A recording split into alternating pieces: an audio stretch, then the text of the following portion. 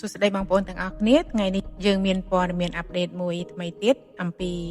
មហាសេដ្ឋីឈិនស៊ីនិងចំនួនទឹកលុយ$167 លាន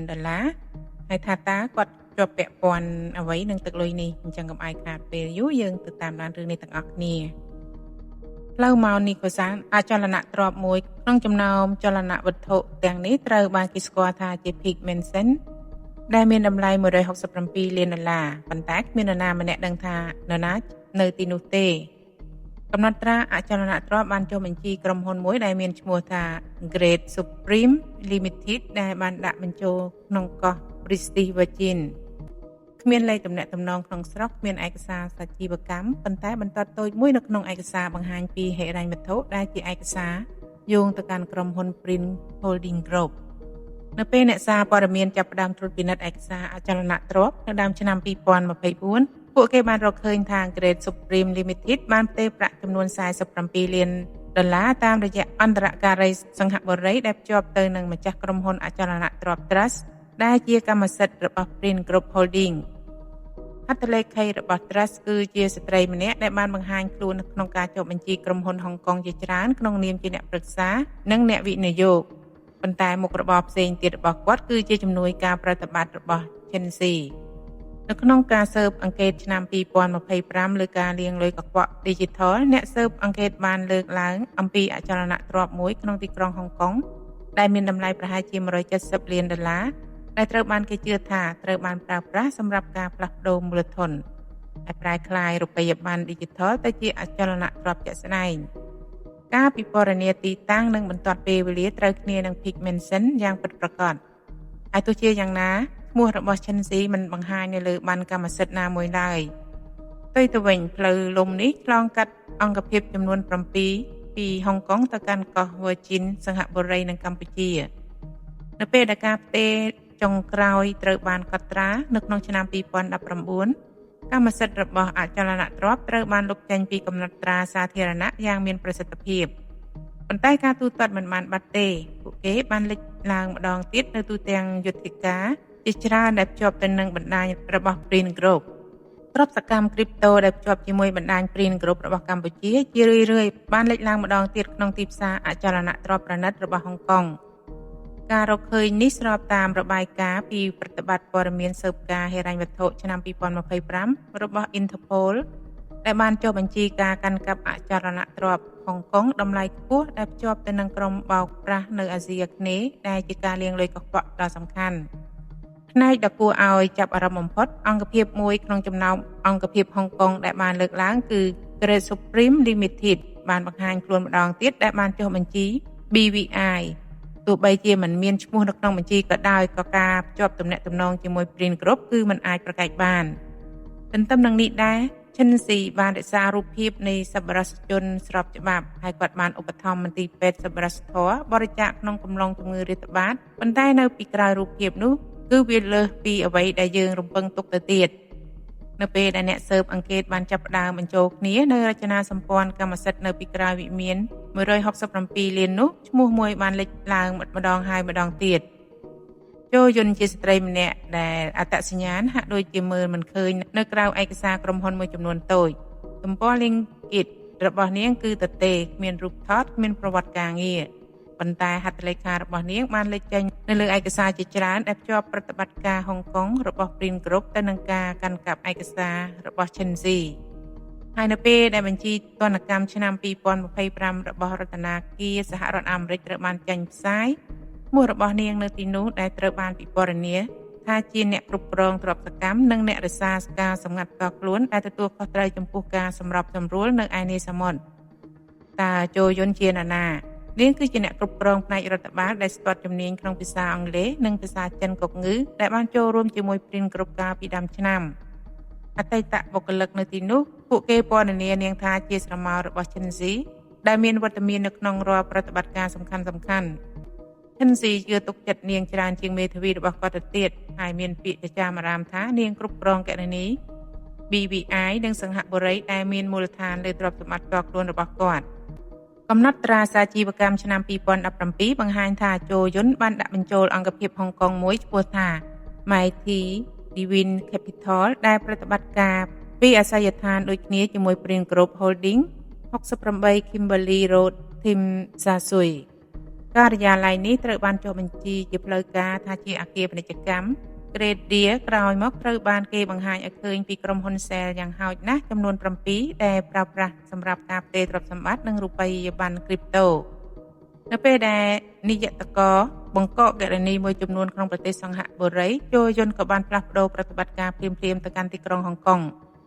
នៅឆ្នាំ2019ឯកសារដែលបានដាក់ទៅការិយាល័យចុះបញ្ជីដីធ្លីហុងកុងបានចុះបញ្ជីនាងថាជាអ្នកតំណាងដែលមានការអនុញ្ញាតនៃអង្គភាពទិញ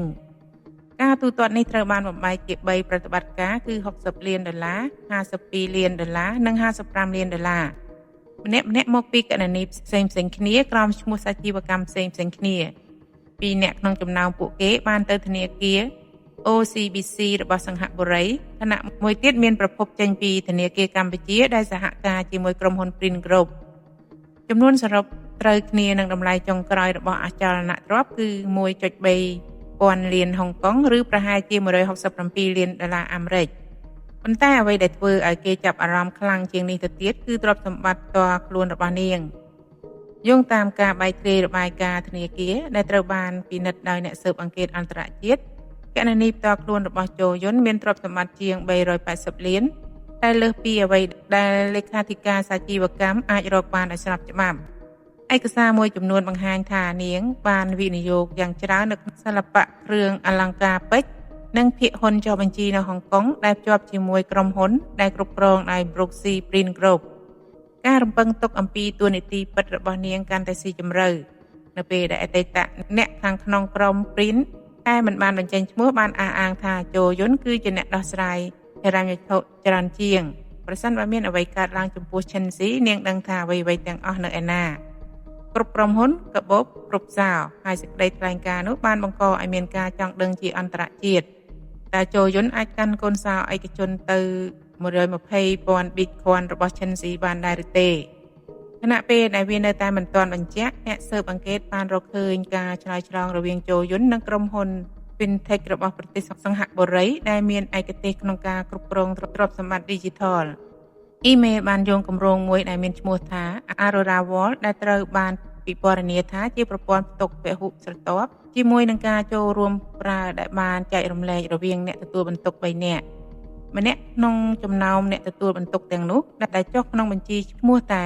ZY ត្រូវនឹងនាងហើយទោះបីជាតួនាទីសំខាន់របស់នាងក៏ដោយជោយុនមិនដែលនិយាយជាសាធារណៈឡើយនាងបានបាត់ខ្លួនពីហុងកុងនៅចុងឆ្នាំ2024មិនយូរប៉ុន្មានមុនពេលដែលទណ្ឌកម្មរបស់សហរដ្ឋអាមេរិកត្រូវបានប្រកាសប្រភពមួយបានអះអាងថានាងបានផ្លាស់ប្ដូរទីលំនៅទៅទីក្រុងឌូបៃជាកន្លែងដែលនាងត្រូវបានចោទប្រកាន់ថាគ្រប់គ្រងទ្រព្យសម្បត្តិគ្រួសារឯកជននៅក្រោមអង្គភាពថ្មីដែលបានចុះបញ្ជីនៅក្នុងតំបន់សេរី DMCC ប្រសិនបើនោះជាការពិតវាមានន័យថាស្ត្រីដែលធ្លាប់ចុះហត្ថលេខាលើការទិញអចលនទ្រព្យថ្លៃបំផុតរបស់ហុងកុងឥឡូវនេះគ្រប់គ្រងអ្វីដែលនៅសេសសល់នៃចក្រភពឈិនស៊ីហួសពីលទ្ធភាពរបស់នាយកតកភាគច្រើនអាចធ្វើទៅបានហើយទោះជាយ៉ាងណាតើនាងបានភៀសខ្លួនដើម្បីការពារគាត់ឬដើម្បីរក្សាអាណាចក្រសម្រាប់ខ្លួននាងតើអ្នកណាជាអ្នកគ្រប់គ្រងលុយពិតប្រាកដក្នុងចំណោមអង្គភាពរាប់សិបដែលបានតាមដានឈ្មោះមួយបានលេចឡើងម្ដងហើយម្ដងទៀតសាជីវកម្ម Asia Uni Corporation បានចុះបញ្ជីជាផ្លូវការនៅហុងកុងក្នុងឆ្នាំ2019បានដើរតួជាក្រុមហ៊ុនកាន់កាប់សម្រាប់ការវិនិយោគបរទេសប៉ុន្តែការស្វែងរកបញ្ជីឈ្មោះបានបង្ហាញនៅអ្វីដែលគួរឲ្យចាប់អារម្មណ៍នាយករបស់សាជីវកម្មនោះរួមមាន Chiu Ping Sun និងសៀងហៃដែលទាំងពីរនាក់ធ្លាប់ជាប់ពាក់ព័ន្ធក្នុងខ្សែស៊ីសង្វាក់កម្មសិទ្ធិនៃអគារការិយាល័យ68 Kimberley Road ហើយជាក់ស្ដែងអាសយដ្ឋានរបស់សាជីវកម្ម Asia Uni Corporation ក្រោយមកត្រូវបានផ្លាស់ប្ដូរទៅជាអគារ 42F China Resource Building វ៉ាន់ឆៃដែលជាទីតាំងដែលប្រែទៅជាការិយាល័យទទេគ្មានបុគ្គលិកនេះគឺជាអាសយដ្ឋានដូចគ្នាដែលត្រូវបានប្រើប្រាស់ដោយសាជីវកម្ម Ellie Siga Corporation ដែលជាអង្គភាពហុងកុងដែលធ្លាប់គ្រប់គ្រង 50% នៃ Harbonas SA ដែលជាពាណិជ្ជករ Siga គុយបាធំជាងគេលើពិភពលោកកិច្ចព្រមព្រៀងដែលមានតម្លៃ $1.04 ពាន់លានក្នុងឆ្នាំ2020 ប្រតិបត្តិការនោះក្រោយមកបានបង្ហាញថាពាក់ព័ន្ធនឹង Alvin Cho និង Chen Xi គ្រប់ក្រុមហ៊ុនរាល់អាសយដ្ឋានឈ្មោះនីមួយៗវិលត្រឡប់ទៅបណ្ដាញតែមួយនៅក្នុងឯកសារពីប៉ូលីសស៊ុយអែតរឹបអូសបាននៅចុងឆ្នាំ2025អ្នកស៊ើបអង្កេតបានរកឃើញតារាងអង្គការដែលបង្ហាញពីរបៀបដែលទ្រព្យសម្បត្តិរបស់ Chen Xi ឆ្លងកាត់ហើយវាបានបង្ហាញពីកម្មសិទ្ធិ7ស្រទាប់ដែលនីមួយៗត្រូវបានការពារដោយប្រព័ន្ធច្បាប់ផ្សេងៗគ្នានៅផ្នែកខាងលើការជឿទុកចិត្តមួយបានដាក់លាក់បន្ទាត់ជេត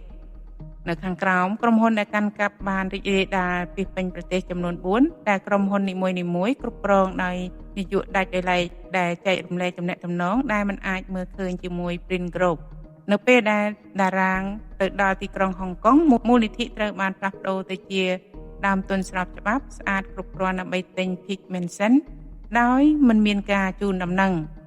ក្រុមហ៊ុនច្បាប់នៅក្រៅប្រទេសអន្តរការីធនាគារនិងក្រុមហ៊ុនសវនកម្មមិនឃើញអ្វីខុសច្បាប់ទេពីព្រោះអ្វីៗទាំងអស់ត្រូវគ្នានឹងបញ្ជីត្រួតពិនិត្យអនុលោមភាពមានប្រតិបត្តិការណាមួយបំពានច្បាប់ទេអ្នកស៊ើបអង្កេតក៏សារវិច័យបានពិពណ៌នាអំពីរចនាសម្ព័ន្ធនៅជើងសមុទ្ររបស់ Hensi ថាជាកូនកាត់រវាងការក្លែងបន្លំសាជីវកម្មនិងការធានារ៉ាប់រងភូមិសាស្ត្រនយោបាយសូម្បីតែបន្ទាប់ពីការដាក់ទណ្ឌកម្មរបស់សហរដ្ឋអាមេរិកនិងចក្រភពអង់គ្លេសក្នុងខែតុលាឆ្នាំ2025ក្រុមអ្នកច្បាប់របស់ Hensi នៅក្នុងប្រទេសសិង្ហបុរីបានអះអាងថាគាត់លែងមានទ្រព្យសម្បត្តិនៅក្នុងឈ្មោះរបស់គាត់ទៀតហើយតាមបច្ចេកទេសពួកគេនិយាយត្រូវអ្វីគ្រប់យ៉ាងត្រូវបានគ្រប់គ្រងដោយមនុស្សដូចជាជូយុននិងបណ្ដាញរបស់នាងការចោទប្រកាន់របស់ក្រសួងយុតិធធម៌សហរដ្ឋអាមេរិកដែលឥឡូវនេះមាន68ទំព័របានពណ៌នាថានេះជាសហគ្រាសឧក្រិដ្ឋកម្មឆ្លងដែនដែលបិទបាំងដោយភាពស្របច្បាប់របស់ក្រុមហ៊ុន Chen Xi ជូយុននិងសហការីជាច្រើនអ្នកដែលជាស្ថាប័ននៃប្រព័ន្ធសេដ្ឋកិច្ចខុសច្បាប់ដែលត្រូវបានរចនាឡើងដើម្បីបំផ្លាញប្រាក់ចំណេញពីឧក្រិដ្ឋកម្មទៅជាទ្រព្យសម្បត្តិស្របច្បាប់នាយកតកហុងកុងទទូចថាការស៊ើបអង្កេតកំពុងបន្តប៉ុន្តែជាការសម្ងាត់នៅពេលដែលការដាក់ទណ្ឌកម្មចុងក្រោយបានឈានដល់ក្នុងខែតុលាឆ្នាំ2025ចក្រភពដែល Chen Xi បានសាងសង់បានចាប់ផ្ដើមដួលរលំរួចហើយនៅក្រោមការបំភាន់របស់ខ្លួនអស់រយៈពេលជិត1ទសវត្សរ៍មកគាត់បានធ្វើប្រតិបត្តិការដូចជាធនាគារកណ្ដាលប្រមោលមួយនៅក្នុងបេះដូងនៃអាស៊ីអាគ្នេយ៍ដែលបំផ្លាញការក្លែងបន្លំការជួញដូរមនុស្សនិងការគ្រប់គ្រងរូបិយប័ណ្ណទៅជារឿងទុកជ័យដែលល្បីល្បាញជាសាធារណៈ Chen Xi ក្រោមឈ្មោះជាភាសាអង់គ្លេសរបស់គាត់ Vincent Chen ត្រូវបានចោទប្រកាន់ពីបទដំណើរការគម្រោងក្លែងបន្លំការវិនិយោគដ៏ធំបំផុតមួយក្នុងប្រវត្តិសាស្ត្រទំនើបដោយលាងលុយរាប់ពាន់លានដុល្លារតាមរយៈក្រុមហ៊ុនចុះបញ្ជីហុងកុងនិងប្រើប្រាស់ឥទ្ធិពលនយោបាយដើម្បីការពារខ្លួនពីការកាត់ទោសរបាយការណ៍នេះបានអះអាងថាចាប់ពីឆ្នាំ2016ដល់ឆ្នាំ2022 Print Group និងអង្គភាពពាក់ព័ន្ធរបស់ខ្លួនទទួលបានប្រាក់ចំណេញខុសច្បាប់ជាង 5,000 លានពីល្បែងអនឡាញនិងការបោកប្រាស់ដែលមានមូលដ្ឋាននៅលើគ្រីបតូហើយស្ទើរតែភ្លាមៗនោះ127,271 Bitcoin ដែលមានតម្លៃប្រហែលជា 15,000 លានដុល្លារត្រូវបានបង្កក់នៅក្រោមទណ្ឌកម្មរបស់ OFAC សូម្បីតែ Chen Xi បានបាត់ខ្លួនពីសាធារណៈជូយុនជាស្ត្រីអាតកំបាំងដែលទទួលបន្ទុកបណ្ដាញរបស់គាត់ហើយតាមសេចក្តីរាយការណ៍បានចាក់ចេញពីទីក្រុងហុងកុងទៅកាន់ទីក្រុងឌូបៃក្នុងខែសីហាឆ្នាំ2024 ត្រាប់ទៅភ្នំពេញវិញទីស្នាក់ការកណ្ដាលរបស់ Print Group បានបន្តប្រតិបត្តិការដោយអះអាងជាសាធារណៈថាប្រតិបត្តិការទាំងអស់គោរពតាមច្បាប់កម្ពុជាមន្ត្រីរដ្ឋាភិបាលបានផ្ដល់ការគាំទ្រយ៉ាងប្រុងប្រយ័ត្នដោយទទូចថាកម្ពុជានឹងសហការជាមួយដៃគូអន្តរជាតិនៅពេលដែលភស្តុតាងផ្លូវការត្រូវបានបង្ហាញចាស់ករណីរបស់មហាសេដ្ឋី Chen Xi ក៏បានបញ្ចប់ទៅហើយតែអ្នកទាំងអស់គ្នាគិតដូចម្តេចដែរអំពីករណីនេះសូមជួយបញ្ចេញមតិយោបល់ក្រោមវីដេអូនេះផងហើយសូមកុំភ្លេចចុច Like Comment Share Subscribe ដើម្បីបានវីដេអូថ្មីៗបន្តទៀតហើយក៏សូមខន្តីអភ័យទោសរាល់កំហុសខុសឆ្គងដែលកើតឡើងដោយចេតនាក្តីឬអចេតនាក្តីហើយសូមអរគុណបងប្អូនទាំងអស់គ្នាចំពោះការតាមដានស្ដាប់តាំងពីដើមរហូតដល់ចប់សង្ឃឹមថាជួបគ្នាឆាប់ៗនេះសូមអរគុណសូមជម្រាបលា